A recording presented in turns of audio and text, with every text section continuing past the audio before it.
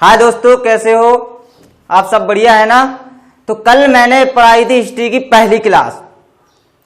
कल मैंने कौन सी पहली क्लास, जिसमें क्या बताया था? मेडिवल इंडिया में बताया था हमने इस्लाम धर्म। इस्लाम धर्म में क्या क्या बताया था? पैगंबर मोहम्मद साहब का जन्म, उनकी डेथ और उनने क्या क्या किया इस्लाम धर्म में। तो देखते हैं, थोड़ा रिवीजन कर लेते हैं। इसके बाद नया टॉपिक जो बगदाद में जो खलीफा था जो सऊदी अरब का, तो देखते हैं, फिर उसके बारे में बताएंगे सऊदी अरब से क्या क्या हुआ था। तो सबसे पहले अपन थोड़ा उनका वर्णन कर लेते हैं। जो कल की टॉपिक पढ़ाया था उसका थोड़ा रिवीजन कर लेते हैं। तो संस्थापक कौन था? फाउंडर कौन था? फाउंडर ऑफ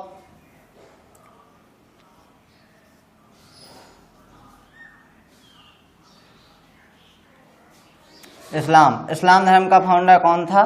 संस्थापक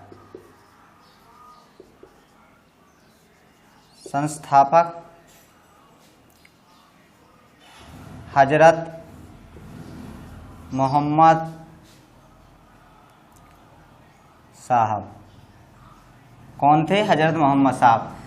इनका जन्म कब हुआ था? बर्थ 570 एडी में। कहाँ हुआ था? मक्का, सऊदी अरब के मक्का में।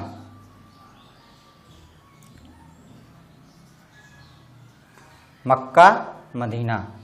और इसके बाद 632 एडी में इनका देहांत हो गया या मृत्यु हो गई।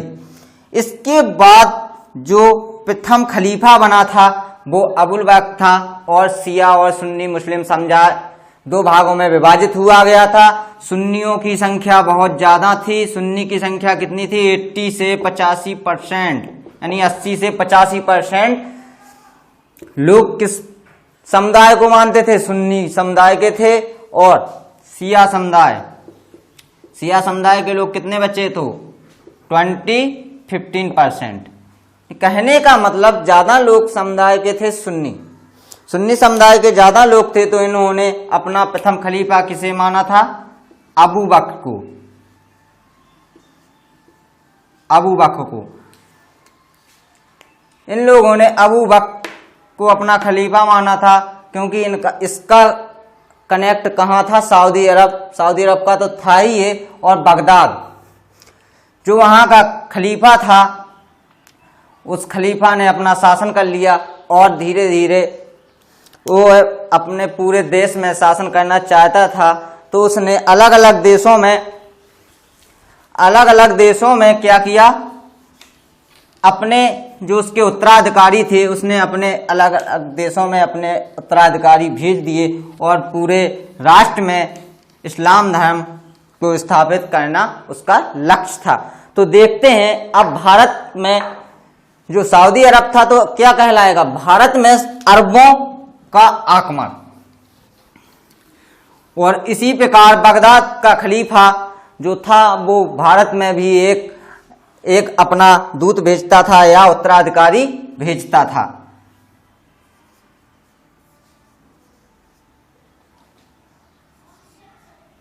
भारत में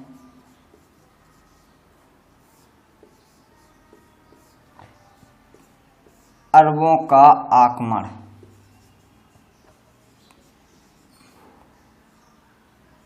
भारत में अरबों का आक्रमण ये टॉपिक रहेगा आज का। भारत में अरबों का आक्रमण ये टॉपिक है। तो भारत में कौन कौन आता है? भारत में मोहम्मद बिन कासिम आता है जो 712 से लेकर 714 तक शासन चलाता है। तो देखते हैं, इसकी पहली हेडिंग डालो, मोहम्मद बिन कासिम। मोहम्मद बिन कासिम जी कितने से कितने तक आया? 712 से 714 एडी तक यहाँ पर शासन करता है।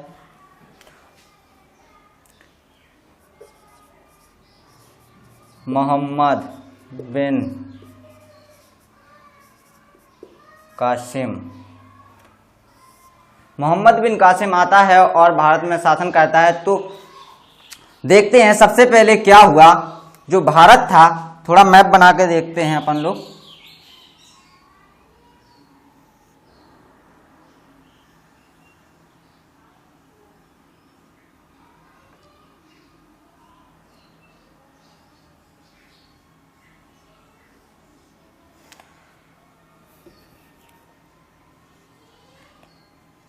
मान लिए इंडिया का मैप है। यहाँ पर जो वर्तमान में जो पाकिस्तान हुआ करता था वो किसका हिस्सा था? भारत का। तो यहाँ पर एक प्रदेश था सिंध, जो पंजाब, जो हालांकि किसमें है अभी? पाकिस्तान में, सिंध। सिंध के निकट एक बंदरगाह था, ये बंदरगाह था। यहाँ का शासक कौन था? दाहिर। दाहिर ये कौन सा था? ब्राह्मण वंश का, ब्राह्मण वंश का, ब्राह्मण डायनेस्टी, यानी कि ब्राह्मण वंश का। तो ये क्या करता था? दाहिर था जो शासक, इस दाहिर शासक था, इसकी सैनिक या इसकी सेनाएं कहां पर? सिंध। सिंध तो था ही इसके कब्जे में, लेकिन इसकी सेनाएं कहां जाती थी? यहां तक कब्जा करती थी। जो भी यहां से जहाज निकलता था, जो भी व्यापार करने के लिए जहाज निकलते थे, अरबियन जहाज निकलते थे, यानी कि अरब के जहाज या अन्य कोई जहाज, तो ये जाते थे और उनके सैनिक लूट लेते थे, उनके जहाज जब्त कर लिया करते थे। दोस्तों, तो देखते हैं सिंध की थोड़ी राजधानी, कैपिटल भी देख लें। देवल कहां थी? देवल। सिंध क्या था? जो भारतीय का अंग था, और इसके सैनिक यहाँ बंदरगाह पर कब्जा किए रहते, इसकी सेना यहां से सटी रहती थी। और जो भी जहाज निकलता था, तो कुछ अरबियन जहाज भी आते थे और व्यापार करने के लिए। तो अरबियन जहाज क्या हुआ? एक बार मोहम्मद बिन कासिम, जो किसका उत्तराधिकारी था? जो बगदाद का शासक था, बगदाद का शासक, बगदाद ऑफ रूलर, जो बगदाद का शासक था, कौन था? अल हजाज। अल हजाज, बगदाद का रूलर कौन था? अल हजाज। अल हजाज ने अपने एक उत्तराधिकारी मोहम्मद बिन कासिम को भारत में भेजा कि तुम जाइए वहां पर शासन चलाइए। तो इस मोहम्मद बिन कासिम ने, एक कौन था? उत्तराधिकारी।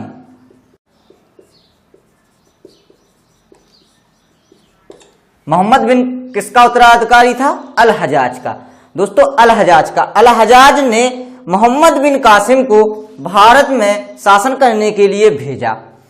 इसने भेजा तो इसने देखा कि हम प्रवेश कहां से किए? तो इसने देखा जो सऊदी अरब के पास में सिंध पड़ता था, इसने सोचा कि हम सिंध से प्रवेश करेंगे। तो इसने प्रवेश करने से पहले अपने कुछ व्यापार करने के लिए यहां पर जहाज भेजे। जो मोहम्मद बिन कासिम ने अपने जहाज भेजे यहां से होते हुए और सिंध के बंदरगाह से निकले। तो यहां पर जो दाहिर था, इसके सैनिकों ने क्या कर दिया? इस जहाजों पर हमला और सारे जहाज लूट लिए और जब्त कर लिए। तब मोहम्मद बिन कासिम ने बगदाद के शासक अल हजाज को बताया।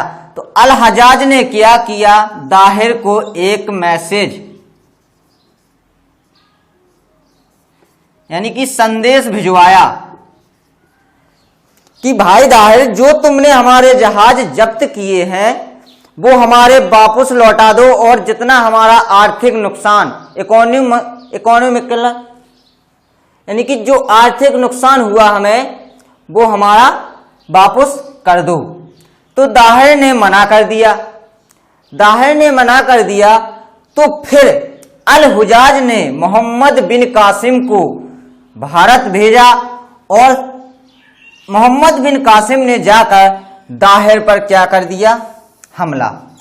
यानी कि दाहर से युद्ध किया। दाहर से क्या किया? युद्ध किया। युद्ध में दाहर को क्या कर दिया? पराजित और दैट कर दी। तो दाहिर का काम खत्म हो गया। लेकिन दाहिर की दो पुत्री थी। पुत्री कितनी थी? 2। एक का नाम था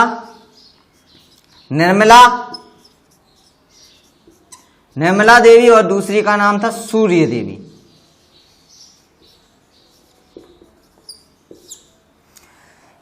मोहम्मद बिन कासिम ने क्या किया? इन दोनों पुत्रियों को उठाया। इन दोनों पुत्रियों को उठा के कहां ले गया? अल हजाज के पास। अल हजाज के पास भेज दिया। कहां? सऊदी अरब भेजा और अल हजाज के पास। अल हजाज के 2 पुत्र थे,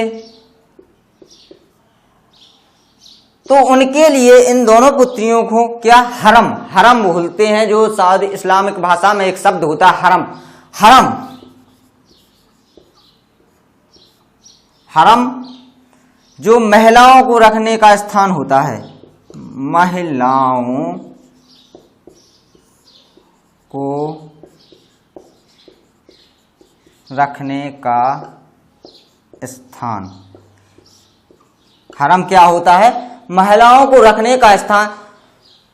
तो दोनों पुत्रियों को सऊदी अरब भेज दिया गया है और अल हजाज के 2 बेटे थे, उन बेटों के लिए दोनों पुत्रियों को भेज दिया हरम में रखने के लिए।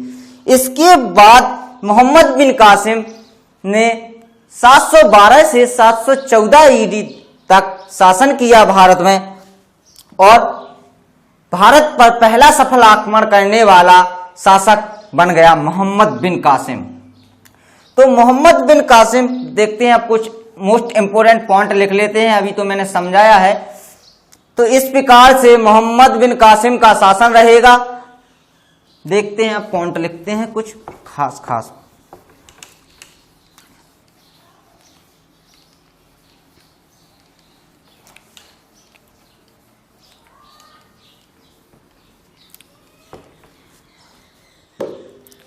और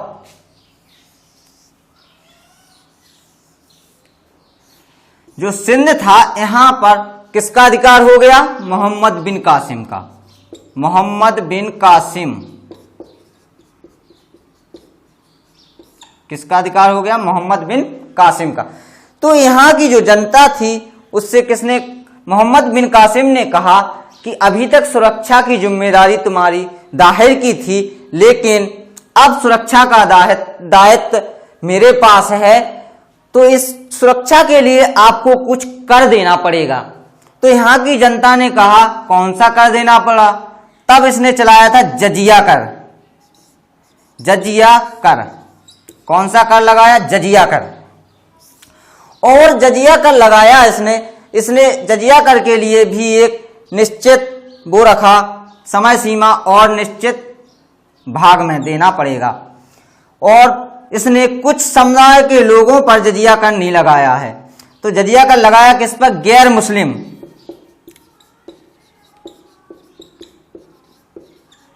गैर मुस्लिम कहने का मतलब यह है, या तो इस्लाम धर्म कबूल कर लो, या फिर आप गैर मुस्लिम रहेंगे, हिंदू धर्म में रहेंगे, तो आपको टैक्स चुकाना पड़ेगा। तो इसने किस किस पर जजिया कर लगाया, किस पर नहीं लगाया? कुछ समुदाय ऐसे थे जजिया कर जिस पर नहीं लगाया। जजिया कर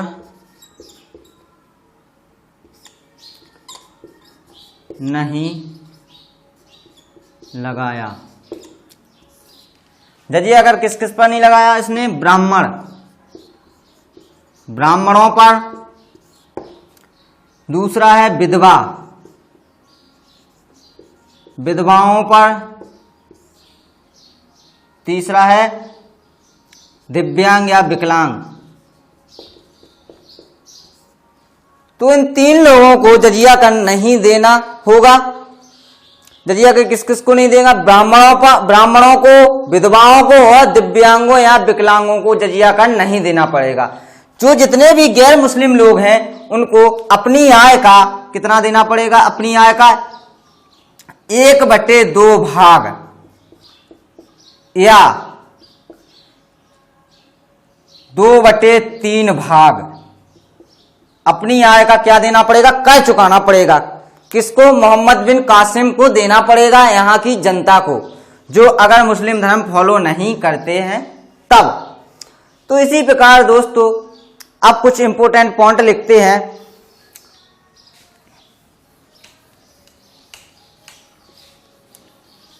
लिखना है, लिख लो।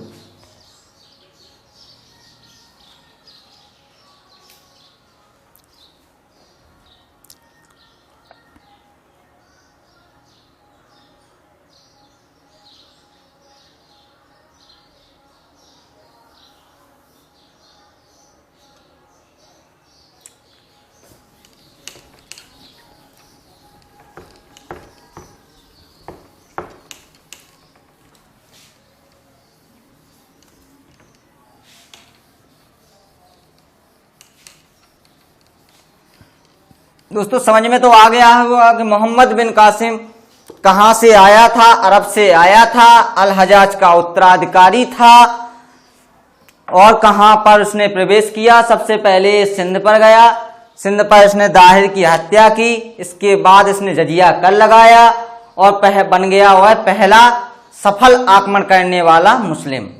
तो सबसे पहला पॉइंट डालते हैं, भारत पर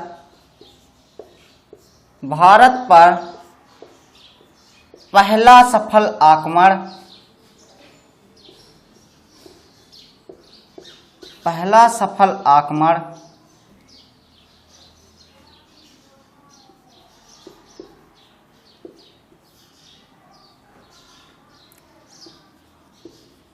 करने वाला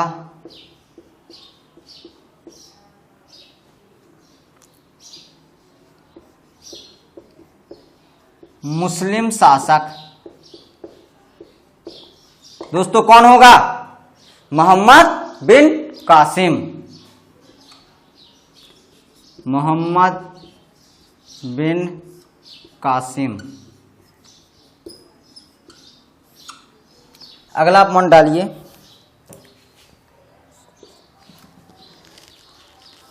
इसने सबसे पहले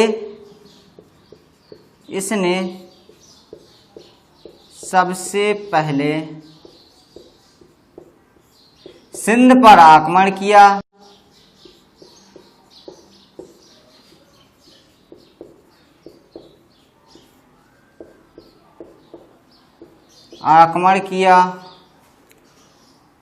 और सिंध के हिंदू शासक की हत्या कर दी। कौन से हिंदू शासक, कौन से वंश का था, ब्राह्मण वंश का हिंदू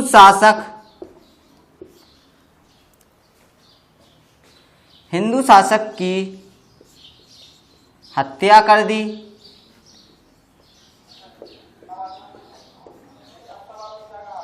और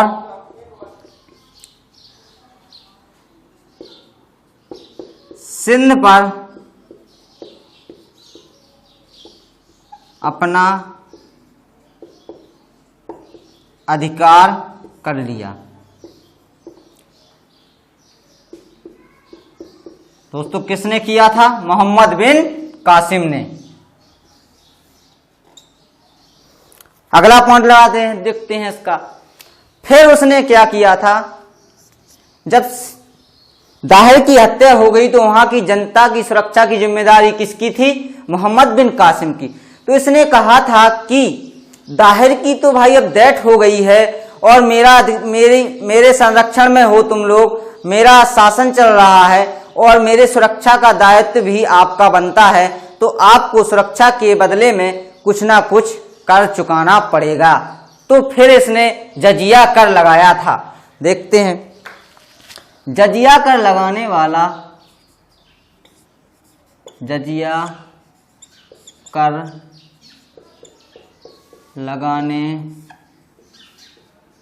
वाला पहला मुसलमान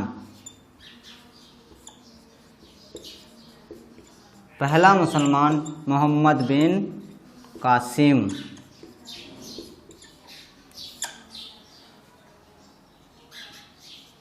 मोहम्मद बिन कासिम। और आय का कितना हिस्सा देना पड़ेगा? आय का 1/2 और 2/3 भाग कर चुकाना होगा।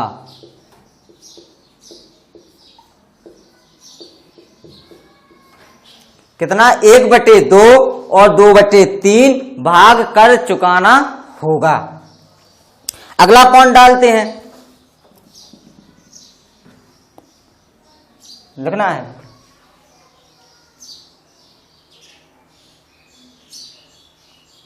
भाई लोग जल्दी जल्दी छापा करो।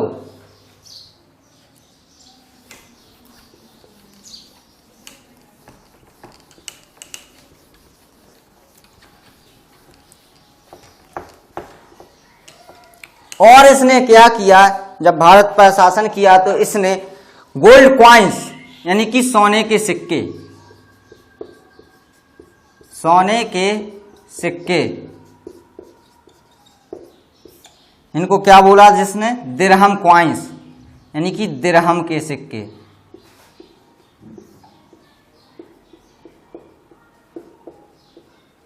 किसने चलाए थे? मोहम्मद बिन। हाँ, वो सोने के सिक्के थे, जो मुस्लिम शासक था वो इंडो ग्रीक ने चलाए थे, लेकिन सोने के सिक्के मुस्लिम इस्लाम धर्म की बात चल रही है अभी, जो आया था इसने दिरहम सिक्के चलाए थे। और मोहम्मद बिन कासिम और क्या किया था इसने? अरबी घोड़ा लाया था, अरबी घोड़े। अरबी घोड़े कौन लाया? मोहम्मद बिन कासिम। क्योंकि यहां पर लड़ने की बड़ी समस्या रहती थी। जब अशोक ने कलिंग का युद्ध लड़ा था तो कितने 11,000 हाथियों के लिए लड़ा गया था, या 1100 हाथियों के लिए लड़ा गया था। तो वहां पर अशोक ने युद्ध लड़ा तो वहां इनके कई हजार लोगों को बंदी बना लिया और कर लिया। तो क्योंकि हाथियों से लड़ने में ज्यादा फायदा रहती थी, जिसकी ताकत ज्यादा रहती थी, तो इसलिए फिर इसने क्या किया? मोहम्मद बिन कासिम ने अरबी घोड़े लाया।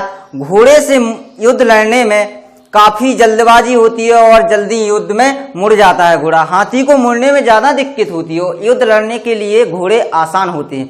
तभी से यहां पर अरबी घोड़े लाया कौन? मोहम्मद बिन कासिम। और इसने सिंध के क्षेत्र में क्या किया? जो इन्हें पहला आक्रमण कहां किया था? सिंध पर। तो यहां इसने क्या किया? खजूर की खेती की, खजूर की खेती की और ऊंट पालन, जिसे रेगिस्तान का जहाज भी कहा जाता है, ऊंट पालन भी किया।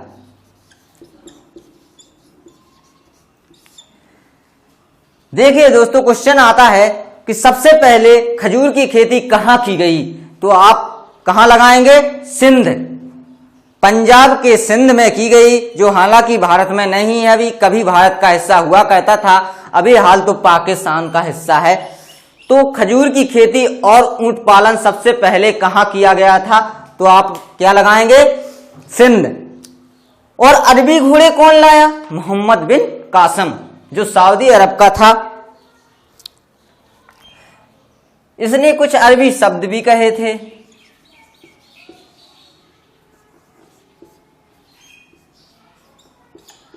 एक तो इसने कहा था मानसून,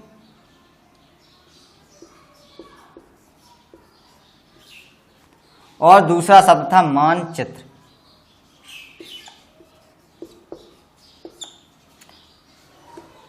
मॉनसून और एटलस, यानी कि दो अरबी शब्द हैं जो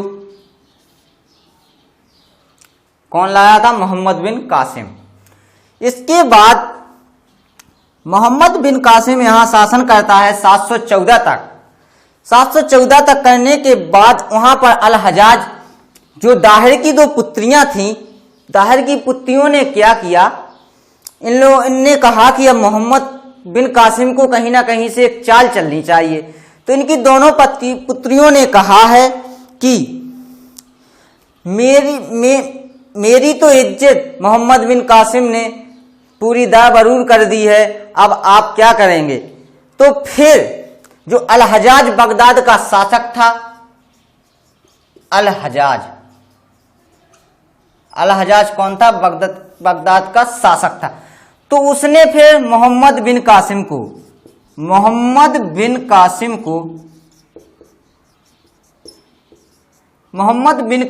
को क्या किया? सऊदी अरब बुला लिया। कितनी एडी में? 714 एडी में। और मोहम्मद बिन कासिम की हत्या कर दी। मोहम्मद बिन कासिम की क्या कर दी? हत्या कर दी। लेकिन जब इसने हत्या कर दी, इसका कोई पता नहीं चला, इसने हत्या कर दी। लेकिन किसने? अल हजाज ने। लेकिन जब यहां से वापस गया, एक पॉइंट और लो, जब वापस गया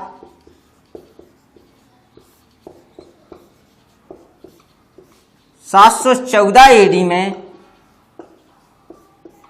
तो इसकी एक पुस्तक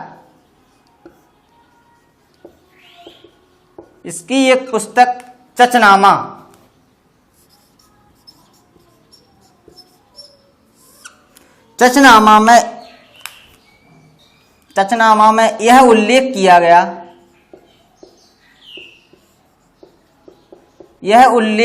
गया कि मोहम्मद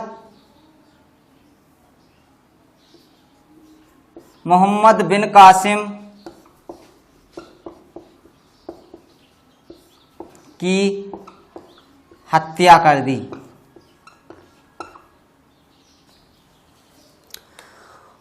और इसने क्या करवाया था? यहां पर दो चीजें और रह गई हैं, एक ही पॉइंट रहेगा बस।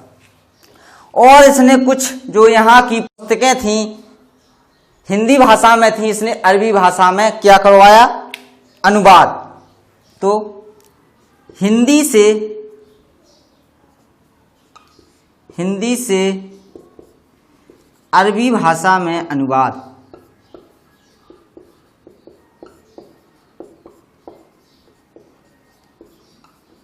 हिंदी से अरबी भाषा में अनुवाद कौन कौन सी पुस्तकों का करवाया था? 2 पुस्तकें थीं, चरक संहिता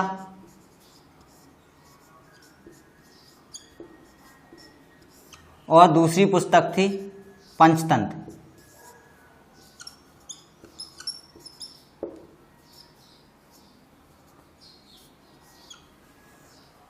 इसके लेखक कौन थे? राइटर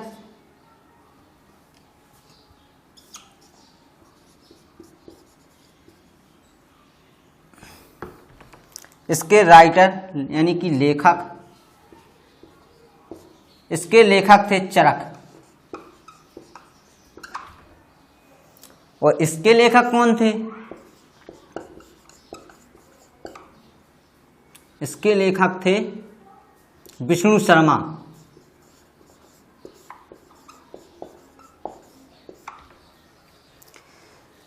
तो इसने मोहम्मद बिन कासिम ने क्या करवाया? 2 पुस्तकें, पहली पुस्तक थी चरक संहिता, दूसरी थी पंचतंत्र, जिसके लेखक विष्णु शर्मा थे और चरक संहिता के चरक थे। तो दोनों पुस्तकों को इसने क्या करवाया था?